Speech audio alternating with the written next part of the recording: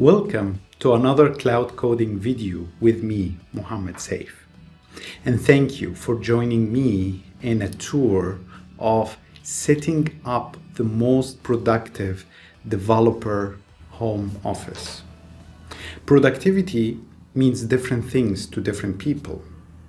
As a developer, I am productive when I can achieve longer flow state while working on a computer.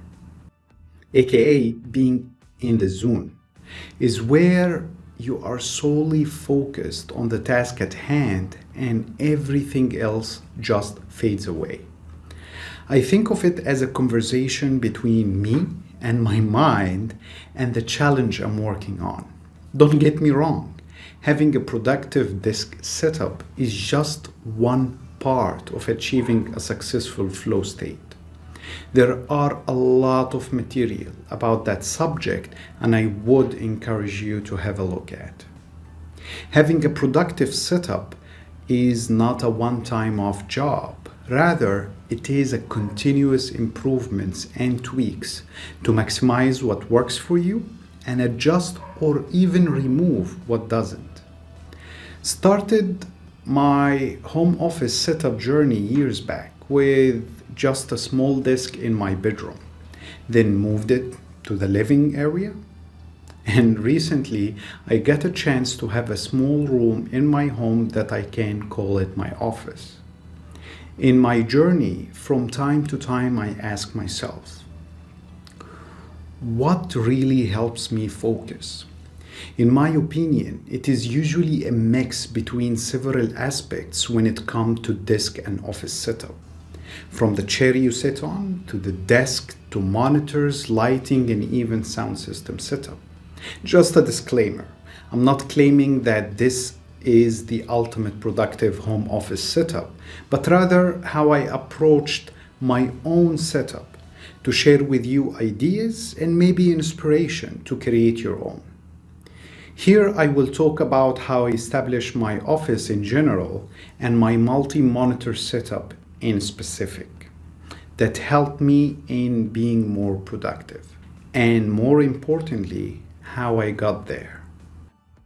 To establish a little bit of context, the room I use as office measures around 3 meters or 10 feet in width and around 3.5 meters or 11.5 feet in length. On the left-hand side, I have a wardrobe that acts as a storage, and on the right-hand side, I have a balcony access that brings some decent sunlight into the room. At the back of the room sits my desk that fills almost the entire width of the room, with an oak worktop from IKEA measuring 246 centimeters or 8 feet in length and 63 centimeters or 2 feet in width. As for the legs, these are Navodesk height adjustable frame that is equipped with 4 memory saved states, maximum load of 120 kg or around 265 pounds, and can go up to 117 centimeter or 46 inches. I really enjoy having a height adjustable desk as I cycle between standing and sitting, but mostly sitting though. This switch in setting between standing and sitting sometimes helps in giving my brain a final push to make sense of the challenges I'm trying to resolve. Under the desk, I have a wide drawer unit from IKEA to keep my cables and other devices organized and accessible. Now let me tell you the story behind the multi-monitor setup you see here. This started by me imagining having a couple of applications open at the same time, side by side, without a compromise, would really help me in keeping my flow state while working on a specific project or task. As my tasks becoming more complicated, 2 or 3 opened applications wouldn't cut it for me to maintain longer flow state, as my switching between 4 or more applications at the same time become distracting. Building on the success of my first ultra-wide monitor, I decided to invest in larger ultra-wide screen. And I went with Samsung 43-inch curved ultra-wide monitor with a smoother 120 Hz refresh rate. And yes, I said 43-inch monitor. I didn't go for the more popular choice of 49-inch, as these monster monitors required large discs to fit them in, which I didn't have at that time. And wow, combining 2 ultra-wide monitors allowed me to open up to 5 applications at the same time. 2 applications opened on my 34-inch monitor and 2 to 3 applications, depending on what I'm doing at the time, on my 43-inch monitor. During office hours, this allowed me to keep Outlook, emails, and communication apps opened on my 34-inch monitor, while my main active editing area, along with a browser window and sometimes File Explorer open on my center 43-inch monitor, all side by side. If email and chats become too distracting, I leverage Windows Virtual Desktops feature to have a virtual desktop for reading email and chats and the other desktop for my primary project that I'm working on. Now I can maintain even longer flow state.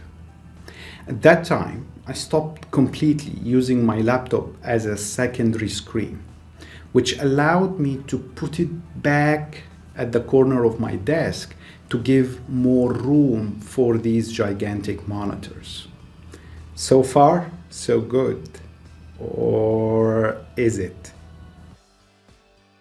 It turns out that sharing ultra-wide monitors during an online meeting is not a good idea. I noticed that I need a third monitor to use my sharing screen. Okay. Let me look at what I have right now. I brought back my laptop as a secondary screen to use it as a share window. This allowed me to easily share the entire screen on a resolution that makes it readable during a share. At that point, I felt that my laptop is always getting in my way on my relatively small desk. I wanted to clear up the area on the desk by mounting the laptop on another arm attached to the 43-inch monitor pool. This cleared my desk but made my laptop screen a little bit farther away from my eyes, which made presenting from that screen a bit challenging. Solution.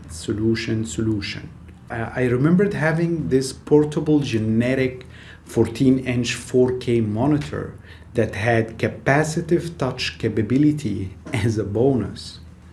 I got up and dusted my portable monitor and mounted it on a new desk pole mount beside my 2 other ultra-wide monitors.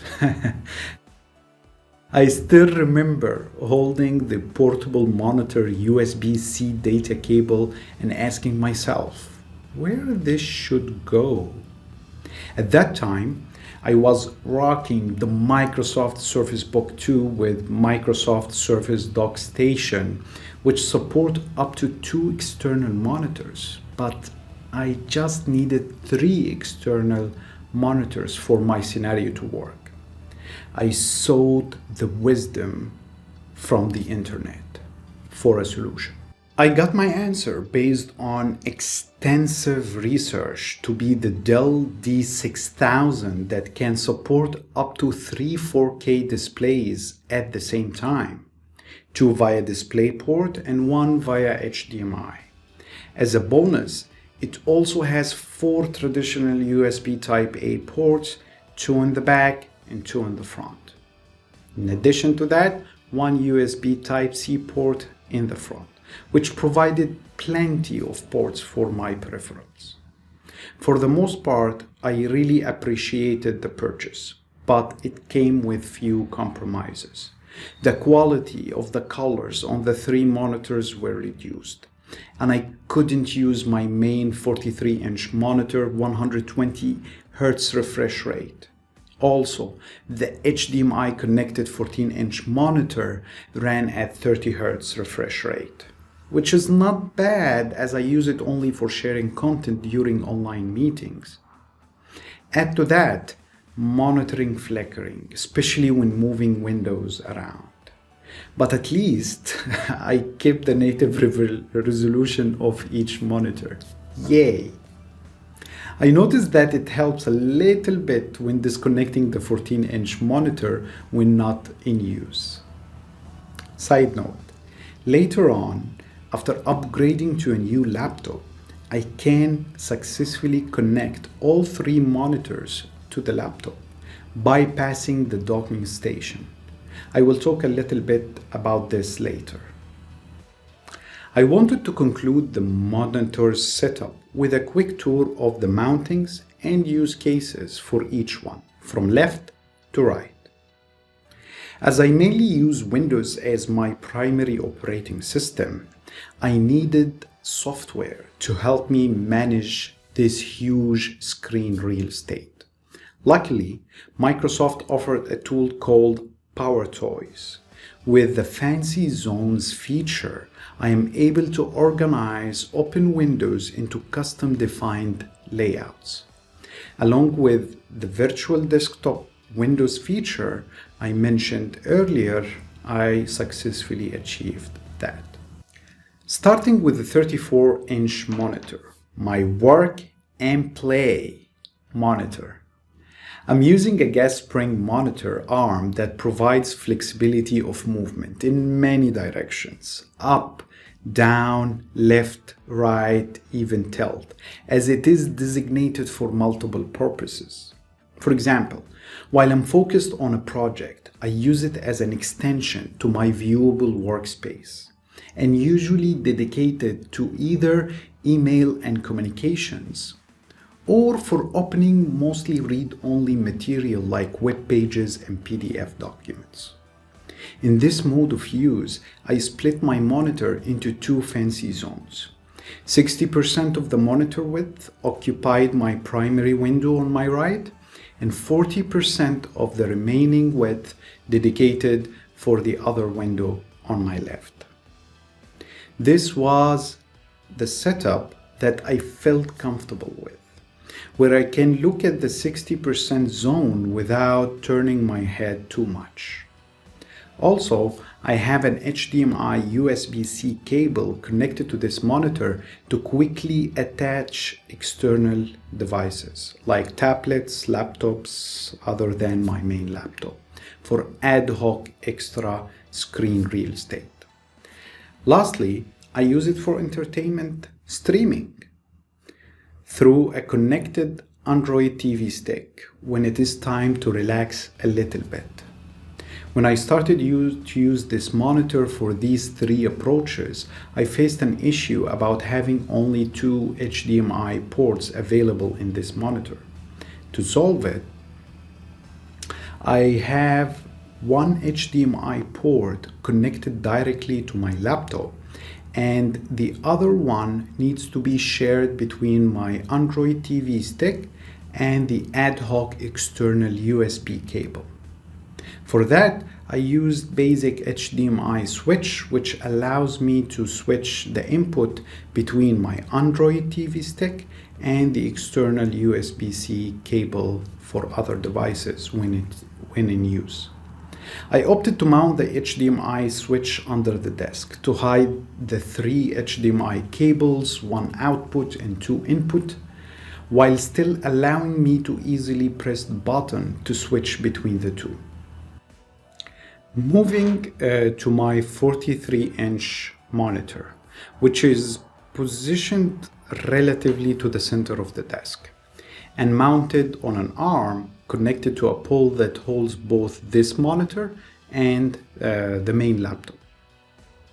I couldn't easily find cost-friendly strong monitor desk mount that is able to hold the massive weight of the 43-inch monitor. So I did a hack to stabilize the monitor mounting point with a couple of small blocks of wood inserted tightly in the gap between the arm and the monitor VESA mount. It worked so far. On the top of the monitor, I have my Razer video conferencing webcam along with a monitor shelf for some decorations. You need to bring an additional swag to the setup. I use this monitor with 3 fancy zones with the following ratios. 30% on the left-hand zone. Most of the time I use it to show my too many open browser tabs. 45% for the middle zone, where it is mainly used for editable or active work area, whether I'm writing code, working on a presentation, or even doing some video editing. And the remaining 25% of the width on the right-hand zone, I usually reserve for File Explorer, my To-Do app, or even my media player for some cool coding music.